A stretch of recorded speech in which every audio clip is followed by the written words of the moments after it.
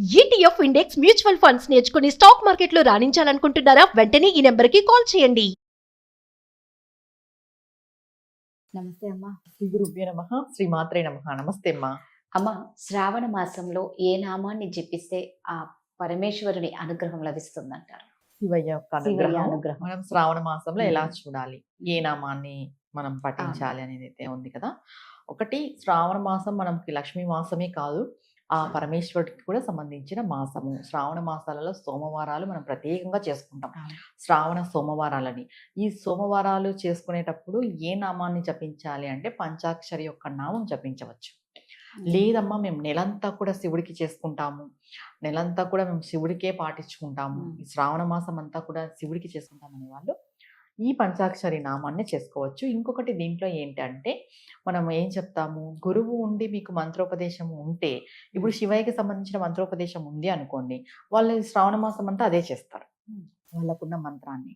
ఇప్పుడు అనుష్ఠానం ఉంటుంది. ఇప్పుడు మేము శ్రీ విద్యలో ఉన్నాం, మేము ఏం చేస్తాం, ఏదొచ్చినా మాకు అనుష్ఠానం తప్పదు. ఏ పండగ రాని, ఏదైనా రాని, ఏదన్నా ఉండి మేము అనుష్ఠానం పూజ మా విద్యాపరంగా మేము అమ్మవారికి చేసుకోవాల్సిందే. ఈ పండగ అనేది నెక్స్ట్, పండగ పూజ అనేది నెక్స్ట్, మాకు అనుష్ఠానం పూజనే ప్రధానం. ఈ అనుష్ఠానం ఉన్న వాళ్ళు, మంత్రోపదేశం ఉన్న వాళ్ళు వాళ్ళ వాళ్ళ ఒక మంత్రాలను చేసుకుంటారు.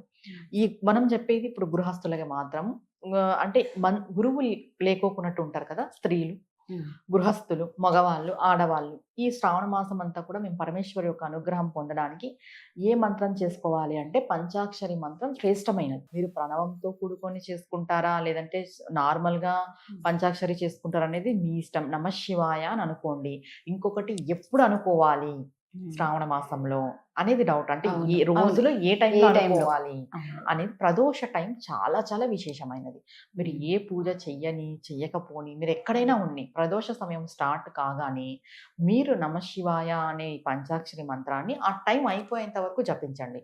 ప్రదోష టైంలో వాటర్ తీసుకోవద్దు, ఏది తినద్దు. ఈ మంత్రజపం చేసేటప్పుడు దానికి ముందే ఏదైనా కూడా అయిపోవాలి.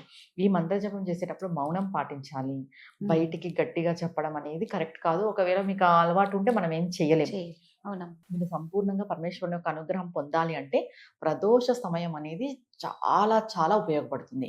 ఎందుకంటే ప్రదోష సమయంలో మనకి చెప్తారు, స్వామి కైలాసం నుండి శ్రీశైల శిఖరానికి వస్తాడు, శిఖరం పైన వచ్చి తాండవం చేస్తుంటాడు అనేది మనం వింటున్నాం.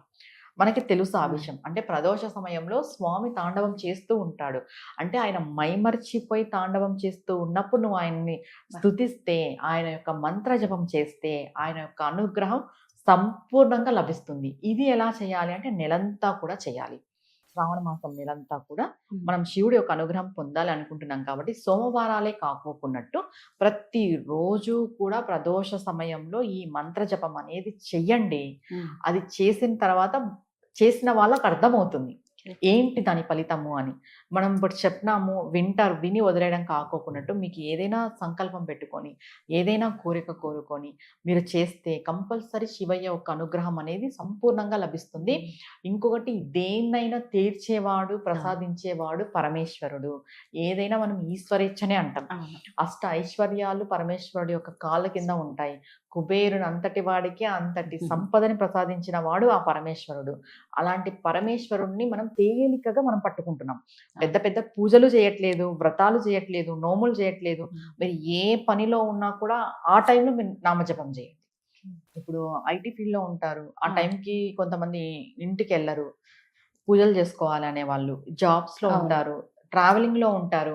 ఎలా మా పరిస్థితి, మేము ఈ శ్రావణ మాసాన్ని అసలు ఉపయోగించుకోలేకపోతున్నామే, ఇంత విశేషమైన మాసాన్ని బాధపడే అవసరం లేదు. ఇది కేవలం బిజీ షెడ్యూల్లో ఉండే వాళ్ళకి బాగా ఉపయోగపడుతుంది. లేదు మేము గృహశాస్త్రంలో ఉన్నాము, మేము గృహిణులు ఇంట్లోనే ఉంటాం, చేసుకుంటాం అంటే మరీ మంచిది. ఇంట్లో మీరు పూజ చేసుకొని, కార్యక్రమాలు చేసుకొని ఈ మంత్రజపం అనేది చేసుకోవచ్చు. ఈ జర్నీలో ఉండేవాళ్ళు, ఉద్యోగంలో ఉండేవాళ్ళు, మీరు ఏ పనన్నా చేస్తున్నా ఆ టైం మొదలవగానే మీరు మంత్రజపం స్టార్ట్ చేయండి. మీరు మొదటి రోజు అంటే పాడ్యమి రోజు, అంటే 14వ తేదీ రోజు మీరు సంకల్పం పెట్టుకోండి, స్వామి నేను మీ కొరకు ఈ శ్రావణ మాసం అంతా కూడా ప్రదోష వ్రతాన్ని దీక్షని చేపడుతున్నాను. అది ఎలా, నేను ఎలాంటి పరిస్థితిలో ఉన్నా కూడా ప్రదోష టైంలో మీ మంత్ర జపాన్ని నేను చేస్తాను. నేను కూర్చొని పూజ చేస్తానని చెప్పట్లేదు. నేను ఆశ్రమం వేసుకొని కూర్చొని జపమాల పట్టుకొని చేస్తానని కూడా చెప్పట్లేదు. నేను ఎలాంటి పరిస్థితిలో ఉన్నా అంటే నేను వర్క్‌లో ఉన్నా, నేను ట్రావెల్‌లో ఉన్నా, నేను బిజీ షెడ్యూల్‌లో ఉన్నా కూడా ఈ ప్రదోష సమయంలో నీ యొక్క నామాన్ని నేను స్మరించాలనుకుంటున్నాను. నీ యొక్క నామాన్ని నేను జపం చేయాలనుకుంటున్నాను. ఆ చేసే ఒక శక్తిని నాకు ప్రసాదించు అని చెప్పి మొదటి రోజు పాడ్యమి రోజు ఉదయాన్నే సంకల్పం చేసుకోవాలి. పాడ్యమి టు పాడ్యమి నెలంతా కూడా. మధ్యలో ఆడవాళ్ళకి ఇబ్బంది వస్తుంది కాబట్టి ఆ 5 రోజులు వదిలేసి మీరు ఈ ప్రదోష వ్రతాన్ని రేపటి నుండి పాడ్యమి నుండి స్టార్ట్ చేస్తే ఏదో ఒక సంకల్పం మీరు అనుకొని స్టార్ట్ చేయండి. నెలంతా కూడా శివ పంచాక్షరి మంత్రంతో మీ ఇల్లు, మీ మనస్సు పూర్తిగా నిండిపోతుంది. ప్రదోష సమయం మినిమం టు 45 మినిట్స్ ఉంటుంది. 45 మినిట్స్ మీరు మంత్రజపం అంటే కంపల్సరీ 1000 చేసినట్టు. జనరల్‌గా నేను చెప్తున్నాను. 1000 పైన అయిపోతుంది. ఇంకా బాగా ఫాస్ట్‌గా చేస్తారనుకోండి మనసులో 3000 దాకా వస్తది 45 మినిట్స్‌లోనే. ఫాస్ట్‌గా రోజులోనే. అవును. అంటే మేము జపం చేస్తాం కాబట్టి మాకు అది తెలుసు టైమింగ్. ఏ టైం ఎంత టైం పడుతుంది అనేసి. ఇలా మీరు కొంచెం నిదానంగా చేస్తారంటే కంపల్సరీ 1000 అయిపోతుంది. అలా నెల రోజులకి చెప్పండి. 10,000 దాటితే ఏ మంత్ర జపమైనా పనిచేస్తుంది అంటారు. జనరల్‌గా 10,000. మంత్రశాస్త్రంలో 10,000 దాటితే జనరల్‌గా ఏదైనా మంత్రం మనము ఒక కోరిక మేరకు ఇచ్చినామంటే దీన్ని ఫస్ట్ 10,000 చేయండి అని చెప్తాం. 10,000, 11,000 చేయండి అని చెప్తాం. దాని తర్వాత డైలీ 108 సార్లు చేసుకోండి అని చెప్తాం. ఎందుకు? 10,000 దాటిందంటే అది పని చేయడం మొదలుపెడుతుంది మనకు. ఏ నామమైనా, ఏ మంత్రమైనా. అలా మీరు ఒక 3 రోజులు చేశారనుకోండి. ఇప్పుడు 45 డేస్ ఫాస్ట్‌గా చేసి నమఃశివాయ అనే నామం 3000-25 అట్లా అయిందనుకో. 3 డేస్‌కి కంపల్సరీ 3, 4, 5 డేస్‌కి 10,000 దాటుతుంది. దాని తర్వాత అది పని చేయడం మొదలుపెడుతుంది. దాని తర్వాత మీ కోరిక నెరవేరడం అనేది మొదలవుతుంది.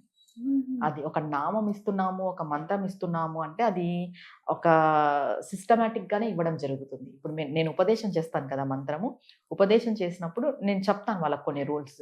ఏదైనా మంత్రం ఇన్ని సార్లు చేయాలి. ఫస్ట్ 10,000 లేదు వాళ్ళకి ఏమన్నా వాళ్ళ జాతకం చూసి మేము మంత్రాలు ఇవ్వడం జరుగుతుంది కదా!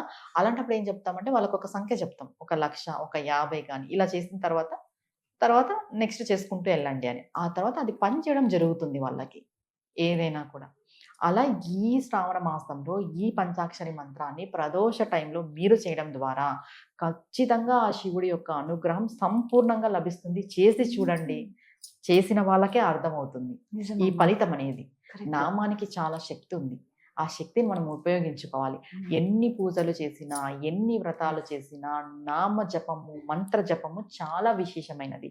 పూజల పైన ఉండేదే మంత్రం. మంత్ర జపం. ఈ పూజలు, ఈ వ్రతాలని ఇవన్నీ మనం డిసిప్లైన్ పెట్టడానికి, మనల్ని ఒక డిసిప్లైన్ మార్గంలో తీసుకురావడానికి. దీనిపైన ఏముంది అంటే మంత్ర జపం. కేవలం మంత్ర జపము, మంత్ర జపము, మంత్ర జపమే. నేను ఎవ్వరికైనా మా శిష్యులకు చెప్పేది కూడా జపం చేయండి, జపం చేయండి, జపం చేయండి అనే చెప్తా. పూజలు కాదు. జపం ఇంపార్టెంట్. అలా మీరు కూడా ఈ శ్రావణ మాసం అంతా కూడా ఈ ప్రదోష టైంలో ఈ పంచాక్షరి నామాన్ని స్మరించడం ద్వారా, జపం చేయడం ద్వారా సంపూర్ణంగా పరమేశ్వరుడు యొక్క అనుగ్రహం ఖచ్చితంగా కలుగుతుంది. నిజంగా మీరు అన్నట్టు చాలా తేలికగా చేసుకునేది ఇది. నిజంగా వారి అనుగ్రహం కావాలంటే అమ్మ చెప్పినట్లు జపించండి. ఖచ్చితంగా శివ అనుగ్రహం కలుగుతుంది. ధన్యవాదాలమ్మా. నమస్తే అమ్మా.